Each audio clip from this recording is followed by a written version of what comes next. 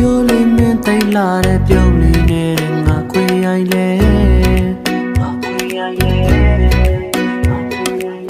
ယုံထွက်ဖို့မကြိုးစားတော့ကွယ်မင်းရဲ့အတွက်ဆုံးငါရှုံးမှာပါ